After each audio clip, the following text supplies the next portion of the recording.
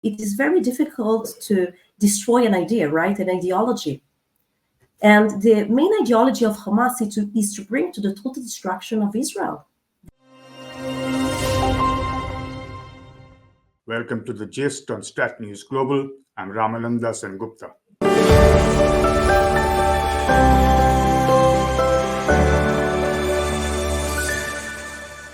Our very, very special guest today is Ms. Nina Slama, an India analyst from the Reichman University in Israel. It happens to be Israel's first private university, and it's located in Herzliya, about 6 miles north of Tel Aviv, on the grounds of a former Israeli Air Force base. Thank you so much for joining us, Nina. Thank you, sir. Thank you for having me. But I just wanted to understand that it's been almost 4 months since Israel sort of launched the war in Gaza after that terrible Hamas attack on October 7th last year. In these 4 months, what do you think the IDF has achieved, and where do you think, this whole thing is going to end? How do you think it's going to end? So Hamas perpetrated horrific attacks on October 7th, and since then, Israeli forces have been deployed in Gaza, but also in other fronts. Israeli forces have killed Hamas officials and dozens of terrorists who posed an imminent threat to Israel's national security. Israel forces were also able to dismantle and destroy military infrastructure of Hamas, such as rocket launchers, operation centers, and underground tunnels. We have to understand that this war is very challenging because it is conducted on a very dense populated area in which Hamas is using civilian infrastructures in order to perpetrate their attacks on Israeli forces and civilians, turning these infrastructures into legitimate targets and endangering their own population.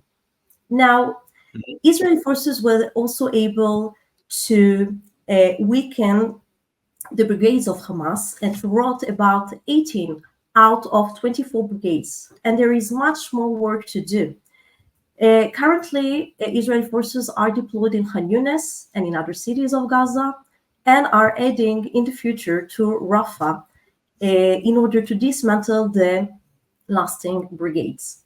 Now, Minister Benjamin Netanyahu and the Israeli government have declared that there are two main goals in this war. One is to destroy Hamas and its military capabilities that are still posing an imminent threat to Israeli national security.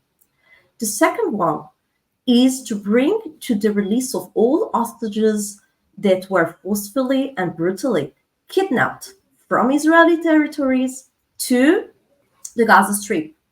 There are still 136 hostages that are still captive in Gaza.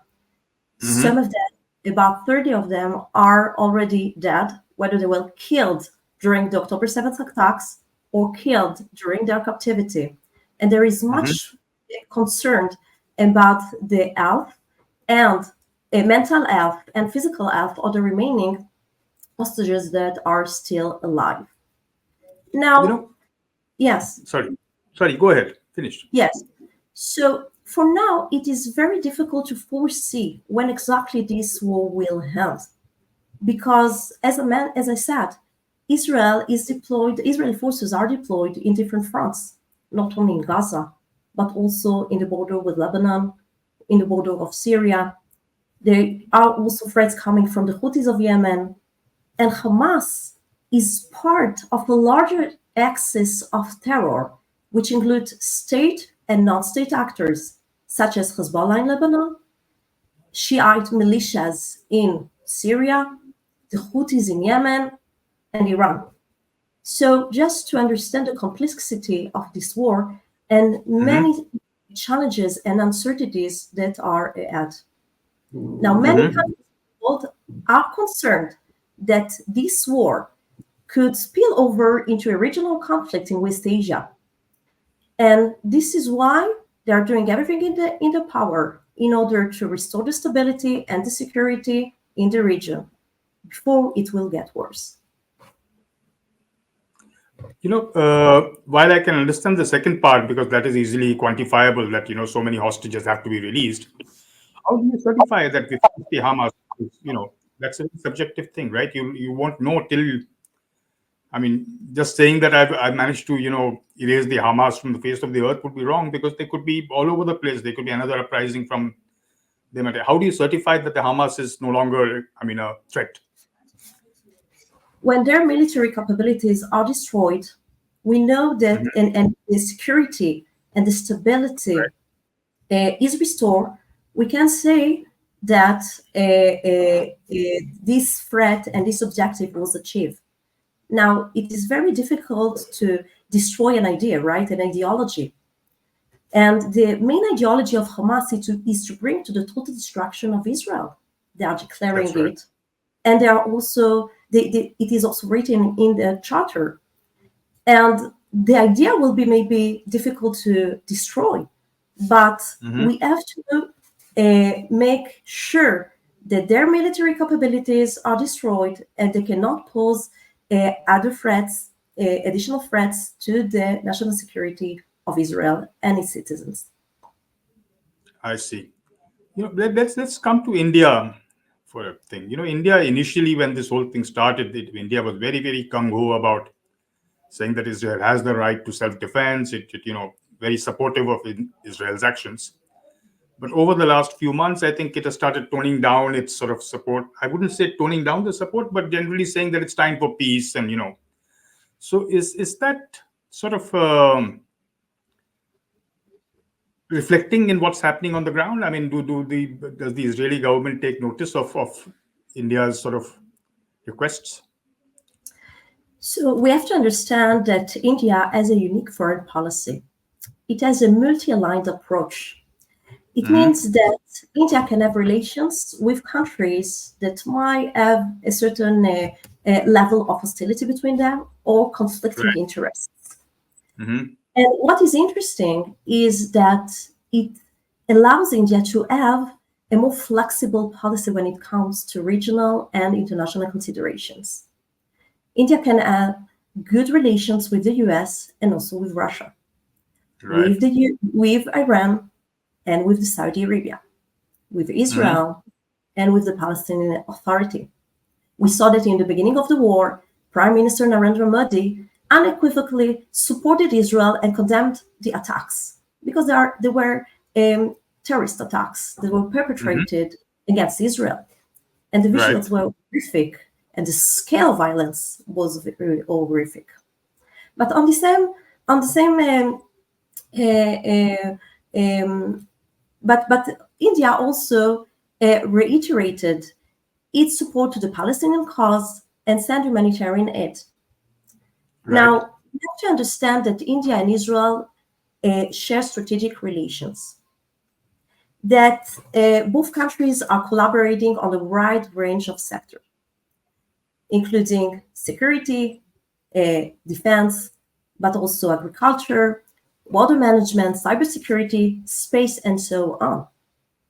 Now, what is characterizing this relation is the maturity of these relations, which means that both countries understand the interests, the constraints, and the challenges that each and every country is confronted to. This is why they are focusing more on finding ways to collaborate together in order to benefit both people and bring to stability and prosperity to both Indians and Israelis. I see. Another thing that's been happening here in India is that a lot of young Indians are lining up for jobs in Israel. Apparently, they because of I think the Gazan crisis, there's a lot of jobs that have fallen vacant. Who exactly would they be replacing? And I mean, what kind of work would they be doing? So, following the October 7th attacks, Israel suspended contracts of Palestinian workers due to security considerations. Now, it led to a major shortage labor shortage in the construction sector, essentially. Now, before the war erupted in October 7, India and Israel signed an agreement in May 2023, which allows 42,000 Indians to come to Israel and work in the construction and nursing sectors. Okay. Now, there are currently 18,000 Indians that are studying and working in Israel. And I Mm-hmm. believe that this number will increase in the coming months. Mm-hmm. So But I sorry, huh? Go yes, ahead. so I believe that this number will increase and that there will be other foreign workers that will come to Israel because Mm-hmm. of these labor shortages that we are experiencing today. The Indians already sort of studying and working in Israel would be very different from the crowd that is going now looking for jobs, in the sense that they're likely to be less educated, looking for more manual labor kind of jobs. As you mentioned, construction as well as nursing. Nursing, of course, is a slightly more qualified thing that you need to do. So, isn't there a difference in that? I mean, from, let's say, Indians from the technology field or IT field would go there with very nice, well-paying jobs, but the people who are going now are going basically as you know uh, labor. So, isn't there a big difference in the two? So there is a difference in the sectors, of course, but Mm-hmm. I know that the unemployment rate in India is very high today. And I know also that there is a difference between the wages that these workers are getting in India and in Israel. So I Right. believe that their living standards will be higher in Israel, and they will allow them to take care of their dear ones and have a good life here in Israel. They Mm-hmm. will have rights as workers in Israel. And Mm-hmm. because there is an agreement that allows them to come to Israel, so I believe that the collaboration in this sector will extend and be enlarged in the coming months and years to come. Uh-huh. You know, Prime Ministers Netanyahu and Narendra Modi are seen as very good, close friends, and they seem to have a good chemistry between them. There is also a very strong sense of support for Israel amongst the Indian population. But where do you see the relationship headed? I mean, where are the areas where we could progress? You mentioned that it's not just security. There's other areas where we are cooperating as well. But what would be the key areas where we are cooperating, and where do you think the relationship is headed? So I think that these relations will continue to extend. And as we mentioned, um, there are a wide range of sectors in which the countries are collaborating in. Hmm. But I believe that maybe there is an area that in which both countries can develop a more strategic approach. And I'm thinking about education, higher education, such Hmm. as mobility of scholars and students exchange programs that could be Hmm. developed in both countries. That now there are not many of them I see. currently that are yes taking place between both countries.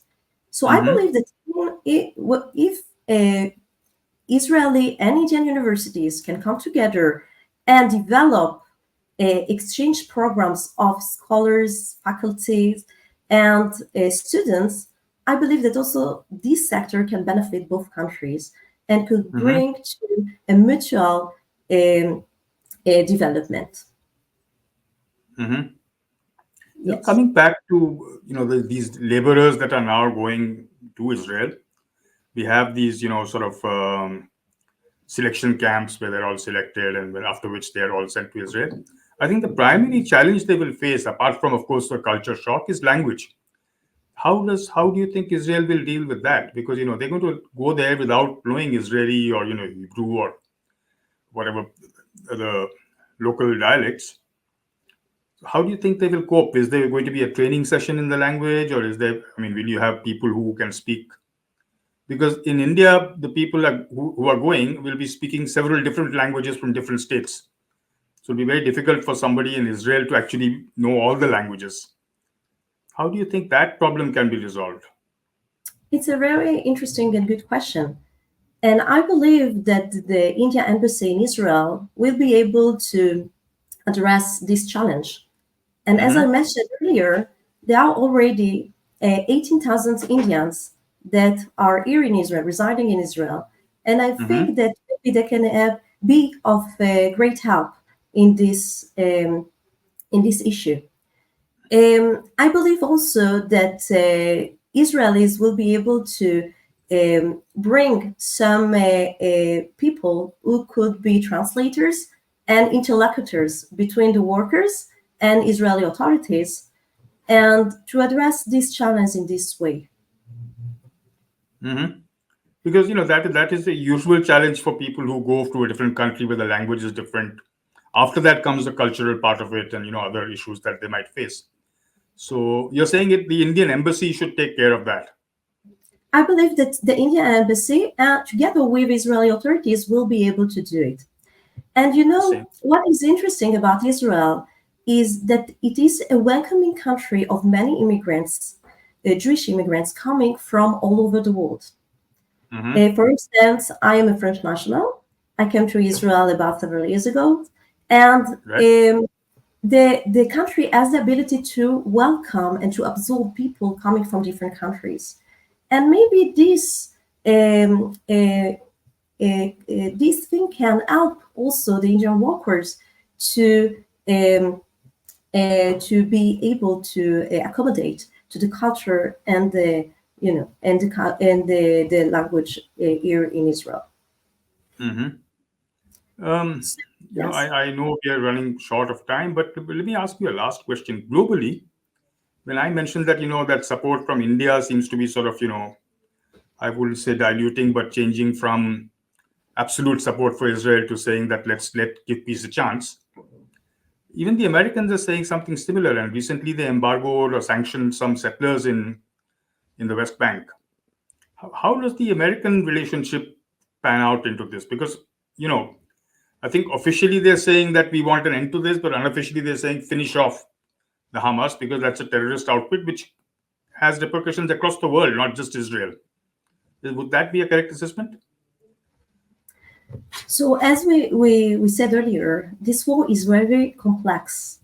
There are many countries that are involved in this war. Why? Because there are some state and non-state actors who would like to challenge the current world order. And this is why the US and other countries are very much affected by the implications of this war and are very worried that this war will spill over not only in West Asia but in other places in the world. The US is a superpower, and it has many interests that differ from the interests of other countries which are not necessarily superpowers. They play a very important role together with other countries such as Egypt, Qatar, that would like to bring to a kind of stability in the region. And this is why they try to see what are the interests of each and every part and side that are involved in this war in order to bring to Mm-hmm. the end of this war and to restore the stability and security in the region and in the world. Mm-hmm. So we know that the US is a strategic partner of Israel and that they will Right. do anything in their power in order to assure Israel's national security. Of But course. they are also very concerned about the well being of the Palestinians and about Mm-hmm. who will lead the Palestinians in the Gaza Strip uh, if the Hamas will not be in charge there anymore. So there is a wide range of interests that are taken into consideration. Right. And as a superpower, the US should portray itself as a reliable interlocutor between the different sides. Mm-hmm. That's interesting. A last question before we sort of wrap up. What is the mood on the ground in Israel? I mean, are people sort of waiting to get into the long haul and saying that, okay, we agree with these two objectives that the government has set, that to release all the prisoners and wipe Hamas off the face of the earth? Or are they still, why I'm asking this is that I saw some newspaper commentaries in Israel, Israeli papers, I think Haaretz, and they're attacking Netanyahu, saying that, it's time to stop the war, it's time to give peace a chance. I mean, what is the feeling among the general public in Israel? So, as in any democratic countries, we have many voices in Israel. There is no one voice that is expressing its views on the war. There are people who would like to continue the war and bring to this destruction of Israel, but there are other people and voices who urge the government to stop the war. So, in a democratic country, we have many voices, many parties, and many people that express the views on the current situation as they express the views in other issues in Israel. And also, the political parties in Israel are also expressing the differences of views concerning the war. There is the cabinet, and that is comprised of different parties that joined the current government in order to come together and bring to restore the stability in the country and to address the threat that Hamas and other state and non-state actors are posing on Israel. But there are other parties who didn't want to join the current government in order to remain in the opposition and express their views concerning the war. Now, there were also voices about other parties who would like to join to bring to the total release of the Israeli hostages, but all this situation is very dynamic, and I believe that we will see other parties and people that will be one day against the government and in another day for the government in different issues. So we have the privilege to live in a democratic countries where each and every voice can be heard, and it is the role of the government to decide what is the best way to end this war and to restore the peace and stability in the region. I think that's a very positive way to put it. But you mentioned earlier that the options are of this, chances of it becoming a much wider conflict now with all the, Americans and the Houthis and the Yemenis and Iran getting into the act. That's one option. The other option is that, what happens if Hamas surrenders tomorrow and says that, okay, we have done, and which option do you think is likely to prevail? Do you think this war is going to continue for a long, long time, or do you think there is a possibility that it will end sometime soon? Israel would like to bring to the end of the war in diplomatic channels, but unfortunately, it's not always succeeding because the other parts that are part of the negotiations are not ready to come to any compromise. And this is why Israel has to continue to put pressure on Hamas in order to bring them to the negotiations table. This is exactly what happened when there were the different stages of releasing some of the hostages from Gaza, because Hamas needed the truce that was installed in between Israel and Hamas. And this kind of pressure, military pressure that they put on the Hamas terrorist organization brought to the release of some of the hostages. Now, this is why Israel has to continue its military campaign in order to restore the stability and the national security of the country. We have to understand that we are confronting a terrorist organization and not a state that is following the rule of law or international rule of law. And this is why it is also another challenge that Israel has to face. So, of course, that Israel would like to bring to an end to a war through diplomatic channel, but unfortunately, it's not always the best way to do it. I get it. On that note, I'm afraid we have to end this recording for today. And thank you so much for sort of enlightening us on what exactly the situation is in Israel. And let's hope it ends soon on a peaceful note. And my best wishes to you and all the people in Israel. Thank you so much, and I look forward to having you with us again in more peaceful times. Thank you, sir. We hope for better times and peaceful times, and that this peace and stability will be restored in Israel and in the region and in the entire world. Thank you again. One can only pray. Thank you. Thank you very much. That was Nina Slama from the Reichman University in Israel, talking to us about the latest situation on the ground in Israel vis-a-vis the offensive against the Hamas, as well as Indo-Israeli relations. I do hope you enjoyed this episode of The Gist. Don't forget to like, share, and subscribe. Till we meet again, this is Ramananda Sengupta signing off.